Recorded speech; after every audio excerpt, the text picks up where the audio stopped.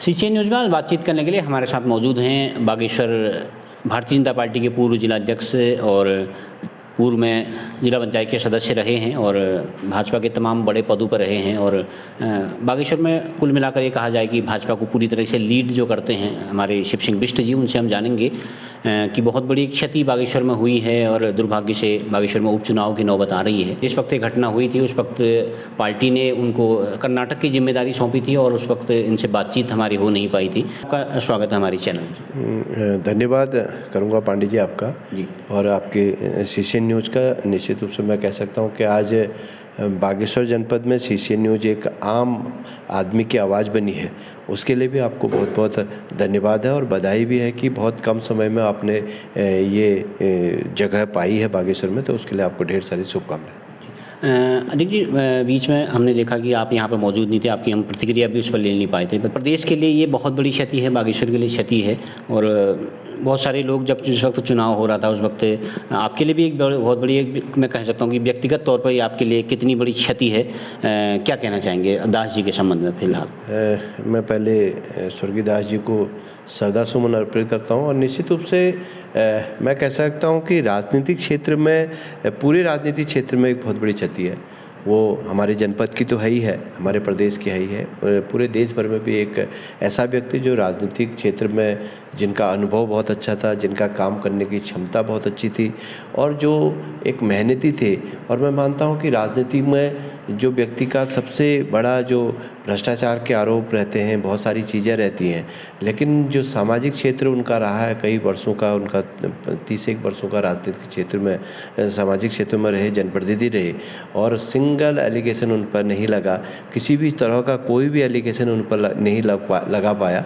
तो मैं मानता हूँ कि उनकी वो भी बहुत बड़ी उपलब्धि थी और क्षति तो मैं समझ सकता हूँ कि पूरे प्रदेश के लिए वो क्षति है। जी, व्यक्तिगत क्षति भी कहा जा सकता है क्योंकि जिस वक्त मैंने देखा था 2022 का जब चुनाव था, आपकी उनकी बड़ी अच्छी बॉन्डिंग भी थी और आप जिलाध्यक्ष भी थे, तो एक जिम्मेदारी भी थी आपके ऊपर। तो कार्यकर्ताओं में एक मुझे याद है कि एक नारा ऐसा चलता था, शिव के चंदन या चंदन के शिव, मतलब आप दोनों को एक सिक्के का दो पहलू सा माना जाता था। कोई बात उनसे नहीं हो पाती थी, लोग आपसे करते थे, आपसे नहीं हो पाती तो लोग उनसे कहते थे। तो व्यक्तिगत तौर पर आप कितनी बड़ी क्षति इसको मानते हैं? व्यक्तिगत तौर पर भी बहुत बड़ी क्षति है मेरे लिए, क्योंकि मुझे जो लगता था कि इस बागेश्वर में माननीय दास जी निश्चित रूप से बहुत सारे काम उनके द्वारा कराए गए और 2007 में जब वो पहली बार विधायक बने तो हम लोगों का, क्योंकि वो हमारे बहुत वरिष्ठ नेता भी थे और 2007 में उनको यहाँ की बागेश्वर की आम जनता ने उनको विधायक चुना और लगातार यहाँ की जनता का प्यार स्नेह उनको मिलता रहा और उनका भी जो जनता के प्रति जो समर्पण का भाव था। देखो, मैं मानता हूँ कि मेरी बहुत बड़ी व्यक्तिगत क्षति इसलिए भी मैं अपने को मानता हूँ कि क्योंकि मुझे लगता था कि इस बागेश्वर जनपद में एक व्यक्ति है जो इस बागेश्वर जनपद की चिंता करता है। मुझे लगता था कि एक व्यक्ति है जो बागेश्वर के आम जनमानस की चिंता करता है। मुझे लगता था कि एक व्यक्ति ऐसा है जो बागेश्वर को विकास की गति में आगे बढ़ाने का काम करता है और बागेश्वर का विकास करने में सक्षम है और इसको निश्चित रूप से आगे बढ़ाएगा। तो इसलिए भी मैं उनका बहुत आदर करता था और हमारे नेता तो थे ही थे, लेकिन एक अच्छे पॉलिटिशियन थे। इसलिए भी मैं अपनी बहुत बड़ी क्षति मानता हूं कि एक अच्छा व्यक्ति जो हमारे बीच में था, हमारे दुख में था, हमारे सुख में था, उसको हमने खोया है। तो निश्चित रूप से मेरे लिए बहुत बड़ी व्यक्तिगत क्षति। जी, अधिक जी, मैं आपको थोड़ा सा पीछे ले जाना चाहूँगा। 2022 का चुनाव मुझे बहुत अच्छी तरीके से याद है। आप जिलाध्यक्ष थे, आपके हाथ में कमान थी, आपको 2 प्रत्याशियों को जिताने की आपके ऊपर जिम्मेदारी थी। लेकिन दुर्भाग्य से ऐसा हो गया था कि नामांकन के बाद आपके प्रत्याशी बागेश्वर के चंदन रामदास जी बिस्तर पर थे और कार्यकर्ता भी थोड़ा मायूस था, विपक्ष हमलावर था। तो कितनी बड़ी चुनौती आप उसको मानते थे, लेकिन आपने बहुत अच्छी लीड से उनको जिताया। तो क्या उस वक्त आपके दिमाग में चल रहा था, कितनी बड़ी चुनौती आप लेके उसको चल रहे थे? देखिए, मुझे लोगों में लगता था चुनौती, लेकिन मेरे को चुनौती नहीं लगती थी। मुझे चुनौती इसलिए नहीं लगती थी क्योंकि 5 साल लगातार माननीय विधायक जी जनता के बीच में रहे थे। एक दूसरा, एक अच्छे आदमी के लिए, देखो हम कहते हैं राजनीतिक क्षेत्र में किसी व्यक्ति के खिलाफ कोई एलिगेशन नहीं हो तो उसको जिताने में बहुत आसानी होती है।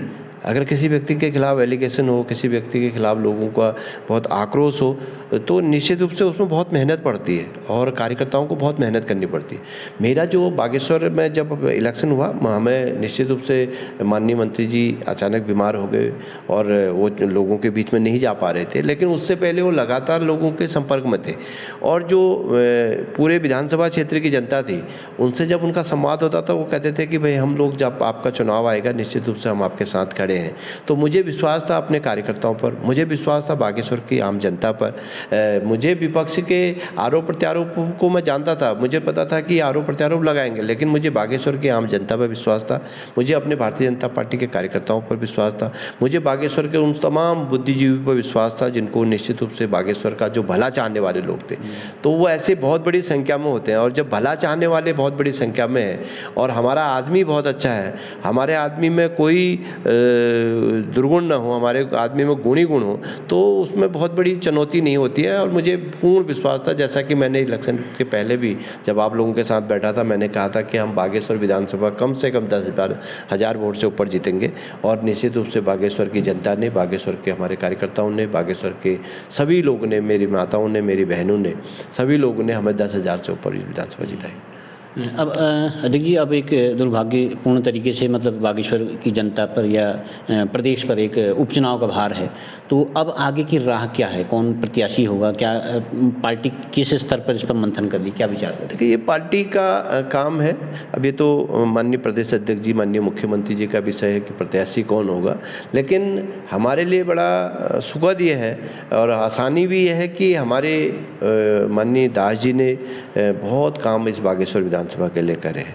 उनके द्वारा मैं मानता हूँ राजनीतिक, मेरा करीबन 30 साल का राजनीतिक जीवन है। राजनीतिक जीवन में ऐसा व्यक्ति जो अपार स्नेह बागेश्वर की जनता जिस पर करती थी, और आपको भी लंबे समय से आप भी पत्रकारिता जगत से जुड़े हैं और आपने भी कई लोगों को बागेश्वर में देखा। जिस दिन उनका देहावसान हुआ तो बागेश्वर का आम जन, चाहे वो सत्ता पक्ष का था, चाहे विपक्ष का था, चाहे कोई आम जन था, चाहे पॉलिटिकली था और नॉन पॉलिटिकल, हर व्यक्ति को एक बहुत बड़ा दुख था और हर व्यक्ति को लगता था कि बागेश्वर की एक आस जो चंदन दास थी, उसको कहीं ना कहीं हम लोगों ने आज खो दिया है। तो सब लोग एक कसम थे कि आगे क्या होगा। लेकिन मैं बाबा बागनाथ से, माँ कोट ब्राह्मण से प्रार्थना करूंगा, उनके आत्मा को शांति प्रदान करेगी। और निश्चित रूप से भारतीय जनता पार्टी संगठनात्मक रूप से, पांडे जी आपको पता है, बहुत मजबूत है। हमारा संगठन बहुत मजबूत है। हमारे जो जिला अध्यक्ष जी हैं, उनके नेतृत्व में हम बागेश्वर विधानसभा चुनाव लड़ेंगे। पार्टी का जो भी निर्णय होगा, हमारे केंद्रीय नेतृत्व का, हमारे प्रदेश नेतृत्व का, और निश्चित रूप से पुनः हम बागेश्वर विधानसभा भारतीय जनता पार्टी के पक्ष में डालेंगे। अच्छा, चंद्रराम दास जी के परिवार से ही टिकट की चर्चा हो रही, तो क्या ऐसा भी कहीं एक वर्ग ये चाह रहा है पार्टी के भीतर, क्या उनके परिवार से बाहर भी क्या प्रत्याशी की कोई तलाश हो रही है? ये पार्टी का काम है, मैंने कह चुका हूँ, ये मेरा बहुत बड़ा विषय नहीं है। मैं चूँकि एक कार्यकर्ता हूँ और कार्यकर्ता को जो चीज़ दिया जाएगा, मुझे मेरी पार्टी जिसको दे, जो मेरी पार्टी जो कैंडिडेट देगी, मेरी पार्टी जो निर्णय लेगी, मैं पार्टी के निर्णय के साथ हूँ। जी, देखिए, आप भी लंबे समय तक अध्यक्ष रहे हैं और दास जी के साथ रहे हैं। एक आरोप उन पर ये लगता था कि वो गरुड़ क्षेत्र को ज़्यादा देखते हैं और नगर, खरही और दफौट क्षेत्र की थोड़ी उपेक्षा होती है, तो क्या आप ऐसा मानते हैं, इससे इत्तेफाक रखते हैं? नहीं, मैं इससे कोई इत्तेफाक नहीं रखता हूँ। देखो, गरुड़, चूँकि इस विधानसभा क्षेत्र का बहुत बड़ा क्षेत्र गरुड़ है, चूँकि गरुड़ में हमारे 88 बूथ हैं आज की तारीख में भी, हमारे खरही में 38 बूथ हैं, हमारे बागेश्वर ग्रामीण में भी 38 ही बूथ हैं, हमारे नगर में हमारे 18 बूथ हैं। तो क्योंकि ज़्यादा संख्या,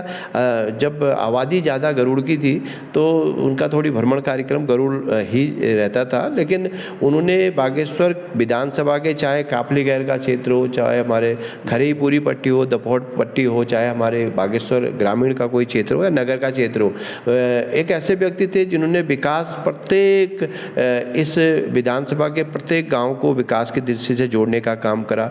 इस विधानसभा के प्रत्येक गाँव के आम आदमी से जुड़ने का काम उन्होंने करा, ऐसा कभी नहीं रहा। लेकिन क्योंकि बड़ा क्षेत्र था तो लोगों की भी अपेक्षा उधर को उनकी माननीय मंत्री जी का लगातार वहाँ जाते, क्योंकि बड़ा क्षेत्र है तो थोड़ी भ्रमण ज़्यादा होता था तो लोगों को लगता था। और ये तो विपक्ष के लोग बोलते हैं ऐसा है वैसा है, लेकिन हमारे कार्यकर्ताओं को पता है कि उनका हर गांव से, हर व्यक्ति से, हर क्षेत्र से उनका उतना ही जुड़ाव था जितना गरुड़ क्षेत्र से। जी अध्यक्ष जी, चंद्रनाम दास जी के 2-3 सपने थे। एक तो शिवर लाइन का था, रोपवे का था, झील का था। बहुत लंबे समय से उस पर वो काम कर रहे थे, लेकिन वो सपने उनके जीते जी पूरे नहीं हो पाए। तो अब आप क्या मानते हैं कि वो कैसे पूरे हो पाएंगे? क्या सरकार या भविष्य में उनको पूरा किया जाएगा? निश्चित रूप से मैं कह सकता हूँ कि दास जी के जो भी सपने थे, हालांकि उन्होंने बहुत सारी जो अपना इस बागेश्वर को हरिद्वार के तर्ज पर विकास की ओर बढ़ाना हो, चाहे उन्होंने गरुड़ क्षेत्र में, चाहे खरई क्षेत्र में विकास की गति को बढ़ाने का काम करा। लेकिन जो और भी कुछ चीज़ें रह गई, मेरी माननीय हमारे बहुत ही ऊर्जावान मुख्यमंत्री आदरणीय पुष्कर सिंह धामी जी से भी हम लोगों का विगत दिनों निवेदन करा। निश्चित रूप से माननीय मुख्यमंत्री जी ने हम सबको आश्वस्त करा है कि जो भी आदरणीय दास जी के जो सपने थे उन सपनों को हमारी सरकार निश्चित रूप से पूरा करेगी। जी देखिए कि कांग्रेस से चर्चा ये हो रही है कि जो पुराने जो आम आदमी पार्टी के प्रत्याशी थे, बसपा के प्रत्याशी रहे हैं बसंत कुमार, वो कांग्रेस से शायद आ सकते हैं। हालांकि इसी आधिकारिक कोई घोषणा हुई नहीं है। तो आप क्या मानते हैं, अगर वो कांग्रेस से फाइट करते हैं तो आपके लिए वो ज़्यादा टफ कैंडिडेट साबित होंगे? देखिए, मेरे लिए कोई टफ और कोई ऐसा कुछ नहीं है। हम विपक्ष को विपक्ष ही मानते हैं और हमें अपने संगठन पर विश्वास है, हमें अपने कार्यकर्ताओं पर विश्वास है, हमें इस बागेश्वर की जनता पर विश्वास है। कांग्रेस किसको कैंडिडेट बनाए ये कांग्रेस का अंदरूनी मामला है।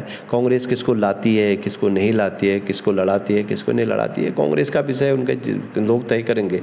हमारा विषय है कि भारतीय जनता पार्टी बागेश्वर जनपद में भारतीय जनता पार्टी ने बहुत अच्छे काम कर रखे हैं, चाहे वो केंद्र की सरकार हो चाहे राज्य सरकार हो। हमने अपने केंद्र की सरकार पर और अपने राज्य की सरकार के किए गए कार्यों पर और अपने माननीय मंत्री स्वर्गीय चंद्रनाम दास जी के किए गए कार्यों पर विश्वास है और उनके किए गए कार्यों को ही हम जनता के बीच में ले जाने वाले हैं और निश्चित रूप से जनता का स्नेह प्यार पुनः भारतीय जनता पार्टी को मिलेगा। जी मतलब ये कहा जाए अगर कांग्रेस से रंजीत दास आएंगे तो क्या वो आपके लिए सॉफ्ट टारगेट होंगे या फिर? देखिए, मेरे लिए कोई ना सॉफ्ट टारगेट है। देखो, चुनाव होता है, चुनाव में कोई सॉफ्ट और कोई हार्ड नहीं होता। मैं मानता हूँ, मैंने पहले भी कहा कि हमारा कार्यकर्ता कैडर, हमारा कार्यकर्ता प्रत्येक दिन प्रत्येक समय जनता के बीच में रहता है। हमारा कार्यकर्ता रोज़ गांव-गांव जाता है। हमारे सरकार ने लगातार इस उत्तराखंड के विकास के लिए हमारे माननीय मुख्यमंत्री जी ने काम करा है, हमारे देश के यशस्वी प्रधानमंत्री जी ने काम करा और उन कामों के माध्यम से हम लोग जाने वाले हैं। कौन कांग्रेस किसको कैंडिडेट बनाएगी, कांग्रेस का कौन सॉफ्ट है और कौन हार्ड है, ये कांग्रेस वाले सोचेंगे, ये हमारा कोई विषय ही नहीं है। अरे जी, एक आखिरी सवाल, आपकी जो बागेश्वर विधानसभा आरक्षित विधानसभा क्षेत्र रहा है, यहाँ एक बहुत बड़ी रिजर्व बेंच आपके पास है। दीपा आर्या, जगदीश आर्या, गोपाल राम टमटा जी हमारे पूर्व सब इंस्पेक्टर रहे हैं और एक सज्जन लाल टमटा। तो ये बताया जा रहा है कि ये भी एक आवेदन कर रहे हैं और इसकी दौड़ में है, टिकट की दौड़ में। तो क्या पार्टी में कोई विचार चल रहा है? देखिए, सभी भारतीय जनता पार्टी के कार्यकर्ता हैं और कार्यकर्ता का हक भी है दावेदारी करना। देखो, पार्टी में जो काम कर रहा है और हमारे बहुत सारे वरिष्ठ कार्यकर्ता हैं और उन सारे वरिष्ठ कार्यकर्ताओं का ठीक है, उनका हक है। ये अंततः निर्णय हमारे केंद्रीय नेतृत्व ने और प्रदेश नेतृत्व ने लेना है और मैं कह सकता हूं कि हमारे जितने भी वरिष्ठ कार्यकर्ता हैं, जिसको भी टिकट मिलेगा, हमारे सारे वरिष्ठ कार्यकर्ता जो दावेदार हैं और जो दावेदार नहीं हैं, वो सारे भारतीय जनता पार्टी के लिए काम करेंगे और भारतीय जनता पार्टी को जिताने का काम करेंगे। ठीक, थैंक यू सर, आपने हमसे बातचीत के लिए वक्त निकाला, बहुत बहुत धन्यवाद। धन्यवाद पंडित जी और धन्यवाद CCN न्यूज। तो आप थे भाजपा के पूर्व जिलाध्यक्ष शिव सिंह बिष्ट जी, जिनका स्पष्ट मानना है कि भारतीय जनता पार्टी उपचुनाव में भी बहुत भारी अंतर से चुनाव जीतेगी और टिकट के सवाल पर उन्होंने कहा कि ये पार्टी का अंदरूनी मामला है, संगठन का विषय है। जो भी प्रत्याशी बनेगा उसके लिए हर कार्यकर्ता जी जान से अपनी मेहनत से जुटेगा और पार्टी को जिताने का काम करेगा। CCN न्यूज़ के लिए मैं सुरेश पांडे।